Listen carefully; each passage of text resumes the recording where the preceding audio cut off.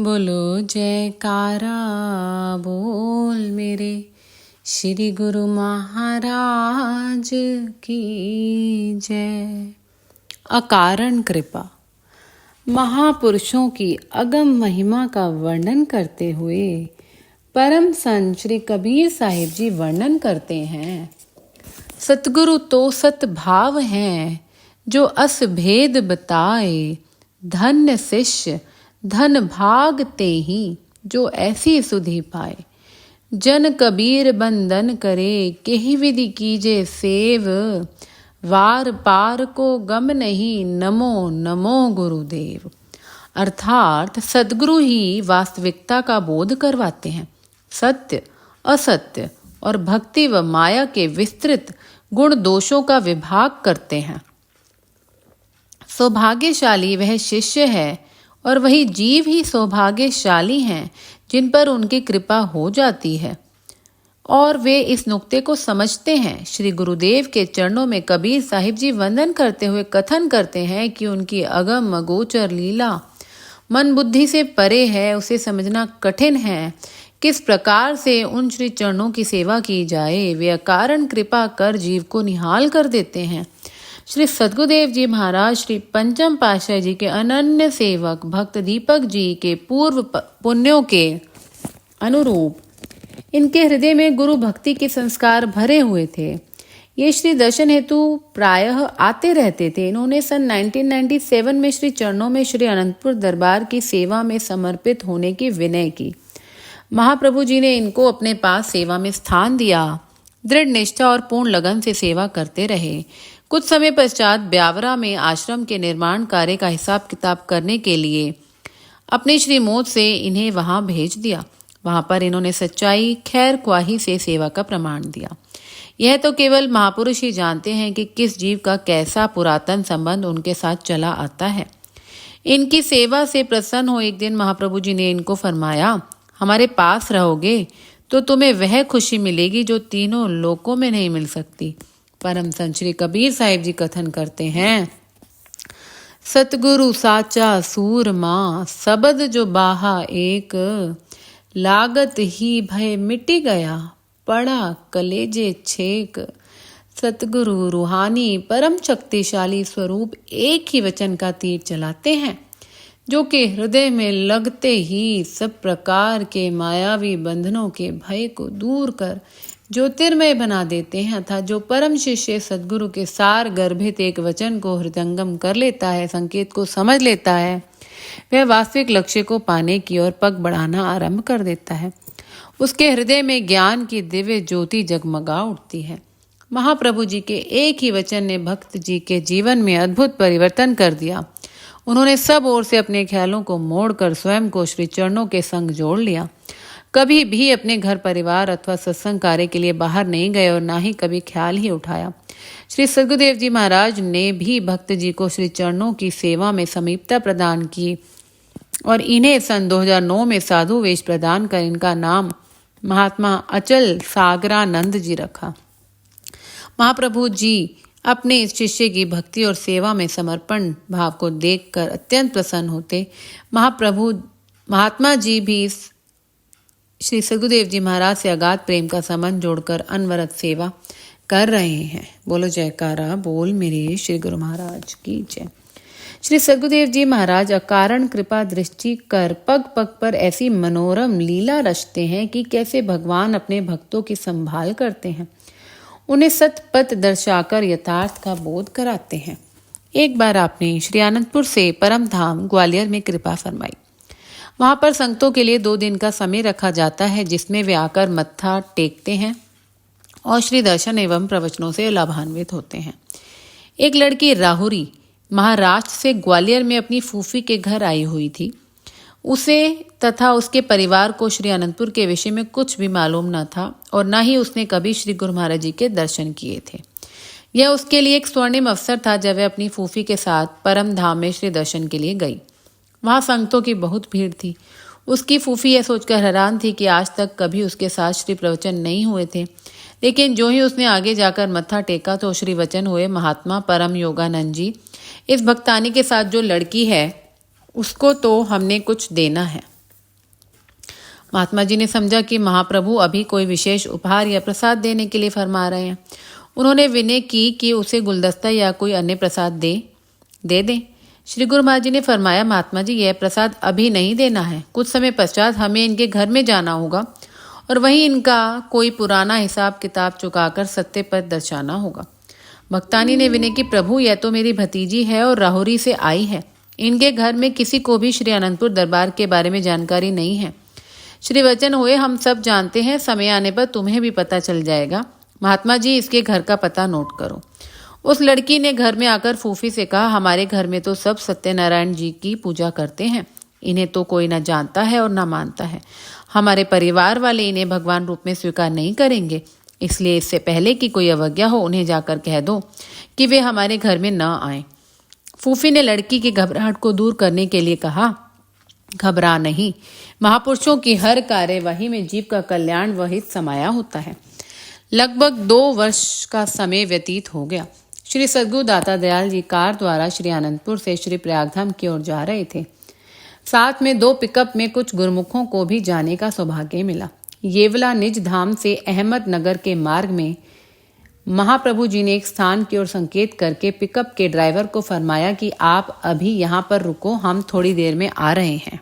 मई मास की कड़कती धूप मानो अंगारे बरसा रही थी। महापुरुष किस प्रकार अपने तन पर अनेकों कष्ट उठाकर अपने द्वारा किए वचनों को निभाते हैं, यह तो तब पता चला जब श्री कार लौट कर आई और साथ में दूसरी पिकअप जो कि मशीनरी में खराबी आ जाने के कारण काफी पीछे रह गई थी और उसका ड्राइवर मरम्मत करवा रहा था। श्री प्रभु जी ने उसको अपनी कार के पीछे आने का संकेत किया। श्री कार काफी सफर तय करके राहुरी में जो लड़की ग्वालियर गई थी उसके घर के आगे जाकर रुकी। उस दिन पूर्णिमा थी। उस लड़की और उसकी माता ने व्रत रखा हुआ था। वह सत्यनारायण जी की पूजा करके अभी कमरे से बाहर ही निकली थी। निराश, उदास और ठंडी आहें भरती हुई वह गहरी सोच में डूबी हुई थी। कारण यह था कि उस लड़की के पिता की शुगर मिल उस दिन नीलाम होनी थी। किसी ने धोखा देकर उनसे उनकी मिल को हड़पना चाहा। वहां पर सब कागज आदि तैयार हो चुके थे। इनके मन में एक ही आशंका और वेदना थी कि बस कुछ ही पलों में हम कंगाल हो जाएंगे। महापुरुषों की एक ही दृष्टि और उनके वचन एक क्षण में क्या से क्या कर देते हैं, यह कोई भी नहीं जान सकता। श्री गुरु महाराज जी ने कार से निकलकर उनके घर में प्रवेश किया। लड़की ने उन्हें देखकर कहा, माँ यही ये ग्वालियर वाले गुरुजी हैं। वह अंदर गई और एक गिलास में पानी भरकर ले आई। उसने अभी विराजमान होने के लिए विनय भी नहीं की थी कि श्री प्रभु जी ने फरमाया कि हमें जल्दी ही वहां ले चलो जहां तुम्हारे पिताजी गए हैं। वहीं हमारा जरूरी काम है जिसे हमें जल्दी और अवश्य पूरा करना है। बिना कुछ कहे वह लड़की श्री प्रभु जी के साथ चल दी। उनके घर से वह मिल कुछ दूरी पर थी। जब श्री गुरु महाराज जी उस मिल में पहुंचे तो उसके पिताजी कहने लगे कि इन संतों को यहाँ क्यों ले आई है? अब हमारे पास इनको देने के लिए बचा ही क्या है? अभी हमें भी खाली हाथ ही यहाँ से लौटना है। मुस्कुराते हुए महाप्रभु जी ने श्री वचन किए, भक्त जी घबराते क्यों हूँ? हम आपसे कुछ लेने के लिए नहीं अपितु कुछ देने के लिए आए हैं। यह सब कुछ तुम्हारा ही तो है। मिल का मालिक खाली हाथ कैसे लौटेगा? असमंजस में उसका दिमाग इन रहस्य भरे वचनों को समझ ना सका। आपने उसके सब कागजों पर उसे दिखाया कि यह देखो, तुमने स्वयं ही तो जितना उधार और कर्ज था उसे चुकाकर हस्ताक्षर किए हैं जो नीलामी करवा रहा था। और साथ में जितने भी मिल के कर्मचारी खड़े थे सब देखकर हैरान हो रहे थे कि अभी कई दिनों से इन कागजों की रूपरेखा कुछ और ही थी। अभी अभी यह रूपरेखा अचानक कैसे बदल गई?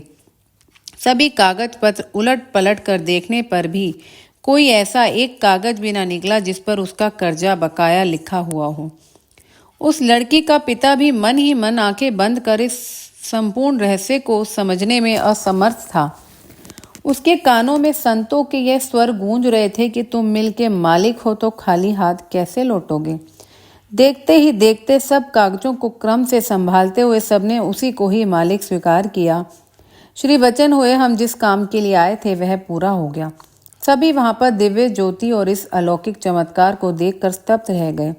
वह लड़की अपने पिता के साथ उन कागजों को समेटकर प्रभु जी का धन्यवाद करने लगी। उसके पिता ने सब कर्मचारियों को प्रसन्नतापूर्वक कार्यभार संभालने का आदेश दिया और कहा कि हमारी अनुपस्थिति में भी पहले की तरह ही कार्यरत रहना। आप वहां से चलकर सीधा ही अपनी कार में आकर विराजमान हो गए। साथ में आई हुई पिकअप को भी साथ चलने का आदेश दिया। पुनः मार्ग में जो पिकअप खड़ी थी उसे भी साथ चलने की आज्ञा फरमाई। मार्ग में खड़ी हुई पिकअप में बैठे हुए प्रेमी जन आश्चर्यचकित थे कि श्री गुरु महाराज जी इतनी झुलसती गर्मी में 2 घंटे कहाँ गए थे। किस प्रेमी ने उन्हें इतना विवश किया था। जब सब अहमदनगर में पहुंचे तब दूसरी पिकअप के ड्राइवर ने बतलाया कि किस प्रकार श्री प्रभु जी राहुरी में एक घर को कृतार्थ करते हुए सुकोमल से चरणों से चलते हुए उनकी शुगर मिल में गए। महापुरुषों के इन गुण रहस्यों को कौन जान सकता है। अब वह लड़की और उसका पिता जब प्रसन्न वदन अपने घर में आए तो परिवार वाले उनके खिले चेहरे देखकर हैरान हो गए। लड़की के पिता ने आकर पूछा, क्या आपने पूर्णिमा के उपलक्ष्य में पूजा पाठ कर लिया है, खाना खा लिया है? यदि नहीं तो जल्दी करो, खाना खाओ, शुगर मिल हमारे पास ही है। लड़की के गुरु जी ने मुझे भक्त जी कहा और जिस कार्य की मुझे आशा नहीं थी उस सब कार्य को पूर्ण करते हुए वे जल्दी ही वहां से चले गए। भक्त जी की बात को सुनकर एक पल को तो परिवार वाले भी हक्के बक्के रह गए। उन्हें अपने कानों पर विश्वास ही न हो रहा था। भक्तानी कहने लगी, शेष वृतांत तो हम बाद में पूछेंगे, पहले आप भी तो खाना खा लो। उसने उत्तर दिया, अब बस आप खाना खाओ, मैं अपना आगे का प्रोग्राम बतलाता हूँ। उसके मन में श्री गुरु महाराज जी के प्रति अतुलनीय श्रद्धा और विश्वास के दीप जग रहे थे। मानो उसके पूर्व जन्मों के संस्कारों ने पलटा खाया। मन ही मन सोचने लगा, ओहो, मैं उन दिव्य महापुरुषों की दिव्य मुस्कान को भी ना समझा। उन्होंने आते ही मुझे भक्त जी कहकर पुकारा और कितने बड़े भंवर में से एक पल में ही बाहर कर दिया। मैंने उस समय इतना बड़ा कार्य संपन्न होने पर भी उन्हें धन्यवाद का एक शब्द तक ना कहा। कहने लगा कि मैंने तो यह ठान लिया है, जब तक तेजोमय उन महापुरुषों से भेंट ना होगी तब तक खाना नहीं खाऊंगा। वह उसी समय अपनी लड़की को साथ लिए ग्वालियर की ओर चल दिया। वहां पहुंचकर अपने घर में हुए सारे वृतांत को अपनी बहन को बताकर उससे श्री प्रभु जी के दर्शन करवाने का अनुरोध किया। उसकी बहन ने कहा, उस समय तो श्री गुरु महाराज जी परम धाम में श्री दर्शन दे रहे थे, अब मुझे क्या मालूम कि उनका प्रोग्राम वहां पर है या नहीं। वह बहन को साथ लेकर परम धाम आश्रम में गया। परम धाम में जाकर उन्हें विदित हुआ कि श्री प्रभु जी ने अहमदनगर से होते हुए अब श्री प्रयागधाम की ओर प्रस्थान किया है। साथ में यह भी मालूम हुआ कि अहमदनगर राहुरी से केवल 1.5 घंटे का रास्ता है और अहमदनगर से श्री प्रयागधाम 2.5 घंटे का रास्ता है। आश्रम वालों ने कहा, यदि आप उसी समय वहां से उस तरफ चल देते तो शीघ्र ही श्री दर्शन हो जाते। इस समय तो श्री गुरु महाराज जी प्रयागधाम में विराजमान है। परम धाम में महात्मा जी ने उसे अहमदनगर आश्रम का पता देकर कहा कि वहां पहुंचकर श्री आज्ञा मंगवाना, फिर श्री प्रयागधाम जाना। उसके मन में यह दृढ़ संकल्प था कि उसने श्री प्रयागधाम पहुंचना है। इस हेतु पहले वह अहमदनगर आश्रम में पहुंचा, वहां से श्री प्रयागधाम का पता मालूम कर वहां पहुंच गया। इस प्रकार उसे मार्ग में ही 7 दिन लग गए। वहां जाते ही विदित हुआ कि आज ही प्रातः श्री सदगुरुदेव महाराज जी ने पंचगनी आनंद धाम के लिए प्रस्थान किया है और आज का दिन पुनः आश्रम में ही विराजमान रहेंगे। यहाँ पर 3 दिन बाद कृपा फरमाएंगे। उसके मन में विचारों का तूफान उमड़ रहा था कि हे भगवान, मैं तो इंसान हूँ, आपने अपना चमत्कार तो दिखा दिया, मेरे संकल्प को भी पूर्ण कर दो, मुझे दर्शन दो। पूना में पहुंचकर महाप्रभु जी ने 2 घंटे बाद फरमाया, महात्मा जी, हमारा श्री प्रयागधाम में बहुत जरूरी काम है, इसलिए अभी अभी वहां चलो। इधर भक्त की पुकार और उधर भगवान भक्तों का विरत संभालने के लिए श्री प्रयागधाम में पहुंच गए। मधुर मधुर हॉर्न करती हुई कार बिना सूचना दिए जब श्री प्रयागधाम पहुंची तो सब गुरमुख प्रेमी भागते हुए अंदर सत्संग भवन की तरफ पहुंचे। श्री प्रभु जी को अचानक आया देख कोई तो कहे कमाल है और कोई कहे कि प्रभु जी की महिमा बेमिसाल है। श्री प्रभु जी दर्शन देने के लिए सत्संग भवन में विराजमान हुए। वह राहुरी का परिवार भी सबके साथ वहां श्री दर्शन करने आया। श्री गुरु महाराज जी ने मुस्कुराते हुए और आशीर्वाद देते हुए उस भक्त को पास बुलाया। फरमाया, भक्त जी, कभी हम तुम्हारे पीछे और कभी तुम हमारे पीछे। यहाँ पहुँचने की इतनी क्या जल्दी थी? हमें तुम्हारे लिए अपना पंचगनी का कार्यक्रम स्थगित करना पड़ा। उसने विनय की, आप भगवान हैं, मैं इंसान हूँ, मैं इन गुड़ भक्ति के विषयों को नहीं जानता। आपने मेरी अंतरात्मा में जागृति भर दी। मैं सत्यनारायण भगवान की पूजा करता था, परंतु ऐसा विश्वास नहीं था कि कभी वे आकर मुझे दर्शन देंगे और मेरे सांसारिक कार्य के भंवर से मुझे उबारेंगे। आप सत्यनारायण भगवान के रूप में दर्शन देने के लिए आए और मुझे दुख संकट के अंधेरे में भटकने से बचा लिया। महाराज, मैं उस समय धन्यवाद के 2 शब्द भी अर्पण न कर सका। अब मुझ पर कृपा कीजिए, नाम दीक्षा दीजिए। मेरी यही प्रार्थना है कि जैसे इस लोक में स्वयं मेरी सहायता करने पहुँचे हो, इसी प्रकार अब परलोक में भी पार लगा देना। आप जी ने मुझे भक्त जी कहकर संबोधित किया है, तो अब मुझे अपना भक्त बना लीजिए। लड़की ने विनय की, पिताजी ने पिछले 7 दिनों से कुछ खाया नहीं। श्री प्रभु जी ने उसी समय उसे भोग प्रसाद दिया और फरमाया, यह तुम्हारे पूर्वले जन्म की कोई अड़चन थी, जिससे माया का एक झकोला आया और तुम महापुरुषों की संगति को प्राप्त न कर सके। अब पूर्व पुण्यों के अनुसार संयोग बना है, तो इसका पूर्ण लाभ उठा लो। भजन, सुमिरन, सेवा, सत्संग करते हुए जन्म को सकारत कर लो। उसी समय सारे परिवार ने श्री प्रभु जी से नामदान लिया और अहमदनगर के आश्रम से नाता जोड़कर उनसे अपने घर में सत्संग कराने लगे। महापुरुष दिन रात परमारथ में जुटे रहकर किन किन रूहों का उद्धार करते हैं, यह जानना जीव बुद्धि से परे की बात है। सत्पुरुषों की महिमा का वर्णन करते हुए संत दरिया साहिब मारवाड़ वाले फरमाते हैं, गुरु आए घन गरज कर, अंतर कृपा उपाय। तपता से शीतल किया, सोता लिया जगाए। जैसे सतगुरु तुम करी, मुझसे कछु न होए। विष भांडे विष काढ़ कर, दिया अमी रस मोए। अर्थात श्री सद्गुरुदेव जी ने असीम कृपा करके मेघ की ठंडी फुहारों के सदृश अंतरात्मा में वृष्टि की, विषय विकारों की झुलसाती तपन को शीतल कर दिया। अज्ञानता की गहरी नींद में सोए हुए जीव के अंतर हृदय में ज्ञान की ज्योति प्रज्वलित कर जागृति प्रदान की। सद्गुरु की दयालुता और कृपालुता का प्रमाण अन्यत्र कहीं नहीं मिल सकता, जो कि जीव की आंतरिक काया पलट देते हैं। इस परोपकार के उपलक्ष्य में जीव कुछ भी देने में समर्थ नहीं। विषय विकारों के विष को मानव तन से निकालकर नाम रूपी अमृत प्रदान कर आत्म रूप से भरपूर कर दिया है। बोल जयकारा बोल मेरे श्री गुरु महाराज की जय। दिल्ली शहर में रहने वाला एक गुरुमुख परिवार कई वर्षों से श्री चरणों में जुड़ा हुआ था और प्रत्येक पर्व पर नियमित रूप से श्री दर्शन करने श्री अनंतपुर भी आया करता था। किसी कारणवश घर के प्रमुख भक्त की बुद्धि भ्रमित हो जाने से उन्होंने श्री अनंतपुर जाना छोड़ दिया, जबकि उनकी सबसे छोटी बेटी हरदम एक ही लगन लगाए रखती कि मुझे श्री दर्शनों पर ले चलो। श्री व्यास पूजा का पर्व आया। छोटी बेटी घर में बने मंदिर में बैठकर श्री आरती पूजा कर रही थी। माँ के मंदिर में प्रवेश करते ही वह वहां पड़े हुए सोफे की ओर इशारा करके जोर जोर से रोने लगी। उसको यूं रोता हुआ देखकर माँ घबरा गई और पूछने लगी कि वह क्यों रो रही है। बेटी ने पुनः सोफे की ओर संकेत करते हुए कहा कि देखो, सोफे पर श्री गुरु महाराज जी विराजमान है, हमें घर बैठे ही दर्शन देने आए हैं। माँ को लगा कि कई दिन से इसने श्री अनंतपुर की रटन लगा रखी है, इसलिए भावुकता में बहकर यह ऐसी बातें कर रही है। वह जाकर रसोई में काम करने लगी। दोपहर को जब भक्त जी ने घर प्रवेश किया तो उन्हें भी सामने सोफे पर विराजमान श्री सद्गुरुदेव जी महाराज के साक्षात श्री दर्शन हुए। प्रेम अश्रु बहाते हुए वह जोर जोर से जयकारे लगाने लगे।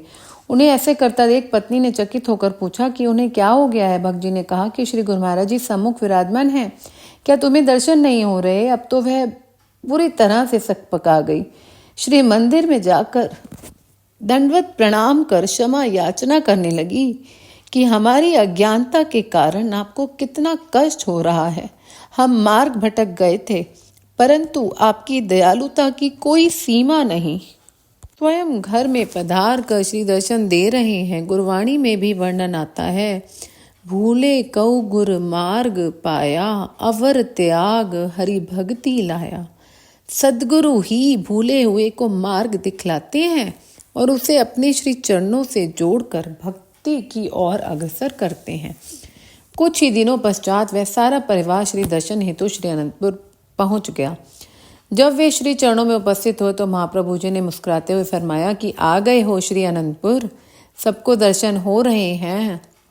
सबने अपनी भूलों की क्षमा मांगते हुए विनय की, प्रभु हम पल पल भूलनहार हैं, आप परम हितकारी और बख्शनहार हैं। हमारी त्रुटियों की ओर ध्यान न देते हुए अपनी कृपा का वरद हस्त रखकर अपने सुकोमल तन पर अनेक कष्ट सहनकर हर विषम परिस्थिति से उबार लेते हो। आप बिरध संभारनहार हैं। सबने महाप्रभु जी का कोटि कोटि आभार व्यक्त किया। महापुरुषों की महिमा का वर्णन करते हुए संत चरणदास जी कथन करते हैं, भरम निवारण भय तरन भय हरन दूर करन संदेह सोता खोले प्रेम का सो सम गुरु कर लेहि। महापुरुष जीव बुद्धि पर पड़े हुए भ्रम के आवरणों को भस्मीभूत कर देते हैं, काल माया के भय से त्राण दिला देते हैं। उनके पावन श्री चरणों में प्रेम के अकुट खजाने हैं। जो जीव एक बूंद आत्मसात कर लेता है वह परमानंद की अनुभूति कर मालिक से एक हो जाता है। बोलो जयकारा बोल मेरे श्री गुरु महाराज की जय।